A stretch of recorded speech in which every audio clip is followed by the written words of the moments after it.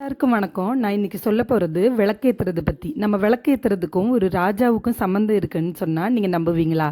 அதுக்குண்டான கதை தாங்க இது. ஸ்கிப் பண்ணாமல் கேளுங்க. இது என்னன்னா, கேரளாவில் இப்போ ஓணக்காலம் ஆரம்பிச்சிருச்சு. இந்த ஓணம் பண்டிகை ஏன் கொண்டாடப்படுதுன்னு உங்களுக்கு எல்லாருக்கும் தெரியும். ஒருவேளை அந்த மாதிரி யாருக்கும் தெரிலன்னா எனக்கு கமெண்ட் செக்ஷனில் சொல்லுங்கள். நான் ப்ரீஃபாக அதுக்கு ஒரு வீடியோ போடுறேன். ஆக்சுவலி இது என்னன்னா, ஒரு ராஜாவுக்கும் இந்த விளக்குக்கும் என்ன சம்மந்தம்னா, இந்த கேரளாவை ஆண்ட ஒரு ராஜா இருந்தார், மகாபலி சக்கரவர்த்தி. அந்த சக்கரவர்த்தி முன் ஜென்மத்தில் என்னவா இருந்தாருன்னா, ஒரு எலியாக இருந்திருக்கிறாரு. எலியாக இருக்கும்போது எலி உணவு தேடி போகும் இல்லையா, அது மாதிரி போகும்போது ஒரு கோவிலில் போய் ஒரு உணவு தேடி இருக்கு. அந்த கோவில் வந்து சிவன் கோவில். அப்போ அங்கே ஒரு விளக்கு அணையிற மாதிரி இருந்தப்போ இந்த எலிக்கே தெரியாமல் அதோட வாலு பட்டு அந்த விளக்கை தூண்டி விட்டு விளக்கு பிரகாசமாக எரிஞ்சிருக்கு. மனுஷங்களான நம்மளே வீடை ரொம்ப பிரகாசமாக வெளிச்சமாக வச்சுக்கணும்னு நினைப்போம்.